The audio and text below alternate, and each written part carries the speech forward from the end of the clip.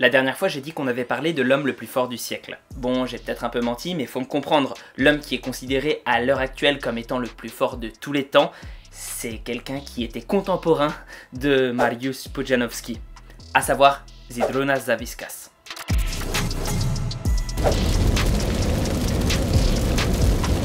Né en 1975 en Lituanie, ce qui lui fait tout juste 43 ans aujourd'hui, Zydrunas, contrairement à beaucoup d'autres grands noms de ce sport qui ont commencé la compétition par d'autres disciplines, est séduit par le strongman dès ses 14 ans après avoir vu une compétition à la télévision. 3 ans plus tard, il entre en scène et défait des adversaires bien plus vieux et expérimentés que lui lors de sa toute première compétition. En parallèle, il entame le powerlifting, ou force athlétique, et dès sa deuxième compétition, il explose littéralement tous les records lituaniens. Mais pourquoi le considère-t-on comme un athlète aussi extraordinaire dans le monde du strongman? Savickas est le seul à avoir réussi à gagner au moins une fois chaque événement du circuit strongman mondial. 4 fois l'homme le plus fort du monde, 8 fois de l'Arnold Classic, champion de l'IFSA 2 fois, 3 fois d'Europe, et si j'ai bien compté, au total c'est plus de 84 victoires en événements strongman. Dans le documentaire Born Strong, c'est lui qui finira par voler la vedette à tous les autres. Il y explique notamment qu'il s'entraîne systématiquement seul, dans un endroit isolé, avec des équipements rudimentaires, de sorte à être capable d'entraîner sa volonté en même temps que son corps. Il a établi et brisé un nombre impressionnant de records, notamment en log lift, qui est selon moi son point fort. Ce qui est aussi remarquable, c'est sa longévité sur le circuit,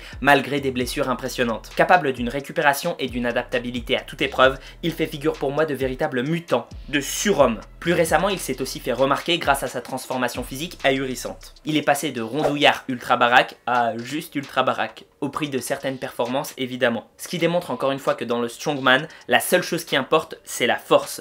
Peu importe l'esthétique, si on doit la dégrader, tant pis. À quoi pouvait bien ressembler un de ces entraînements? Sur internet, on trouve à boire et à manger sur ce point de vue. Certains sites indiquent des volumes ridiculement bas, d'autres des mouvements même pas orientés strongman. En fait, je suppose que son entraînement dans l'année n'était pas figé et qu'il s'agissait plutôt de cycles. Ce qui est logique, une préparation de compétition, c'est pas un entraînement de fond. D'autant qu'il faisait force athlétique et strongman, donc encore une fois des différences. Ceci étant dit, de ce que j'ai souvent retrouvé, j'ai plutôt l'impression qu'il avait tendance à faire un split, à l'inverse par exemple de Pudzianowski. Ainsi, un jour bas du corps pouvait ressembler à ça. Back squat, 1 set de 8 reps, 5 sets de 5 reps. Front squat, 1 set de 8 reps, 4 sets de 6 reps. Leg press, 1 set de 8 reps, 4 sets de 8 reps. Lying leg curl, 4 sets de 10 reps. Calf raise, 4 sets de 20 reps. Alors qu'un jour haut du corps, lui, ressemblerait plutôt à ça. Shoulder press, 1 set de 5 reps, 5 sets de 6 reps. Incline shoulder press, 1 set de 8 reps, 4 sets de 6 reps.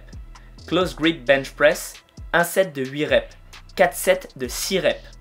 French press, 1 set de 8 reps, 4 sets de 8 reps. En revanche, il faisait beaucoup de mouvements de membres inférieurs, contrairement à certains dans les salles de sport. Et pour rappel, c'est plutôt normal, c'est avec le bas du corps que tu as le maximum de ta force. C'est là où il y a le plus de muscles. Une technique dont il semblait particulièrement friand, qui s'explique par la spécificité extrême des mouvements de powerlifting et de strongman, qui demandent d'être entraînés de façon très précise. C'est de faire beaucoup de séries du même mouvement, mais pas à la même intensité. Quant à sa diète, tu dois commencer à avoir l'habitude, monstrueux. Il mangeait 6 fois par jour et jusqu'à ne plus en pouvoir. Et crois-moi, avec un corps comme ça, c'est pas avec un steak frites tout simple que tu vas être rassasié. Bon, ceci étant dit, depuis sa transformation physique, je doute qu'il s'en mette autant plein la panse. De nos jours, alors qu'il a commencé à être compétitif à partir de 1998, rappelons-le, Big Z est toujours un compétiteur. Mais il ne fait plus d'aussi bons résultats qu'avant. Ceci étant dit, j'irai pas le défier au bras de fer. Bon, pour finir, parlons de sa vie personnelle en dehors du strongman. Y a rien. Je ne trouve absolument rien sur sa vie en dehors de ce sport. Pourtant, il me semblait avoir entendu parler de son engagement en politique, mais quand j'ai cherché dessus, impossible. Il ne met quasiment rien sur son Instagram. D'ailleurs, j'en ai un aussi, tu peux me suivre dessus, sinon tu peux liker, commenter, partager, aller sur mon Discord ou sur mon Utip ou mon Tipeee si t'aimes bien mon travail. On sait à peine qu'il est marié et même dans le documentaire Born Strong, j'ai pas le souvenir qu'on parle d'autre chose que du strongman et du powerlifting. La supposition que j'en tire est simple, sa vie c'est dans le sport, la pratique et rien d'autre. Ce qui est admirable, mais ce qui me fait aussi un peu peur pour sa reconversion. Mais des légendes comme ça, il en faut aussi. Ah si, pardon, je crois que j'ai vu qu'il avait sa propre salle de sport, mais aucune indication de si ça fonctionne bien ou pas. Sur ce, j'espère que la vidéo t'aura plu.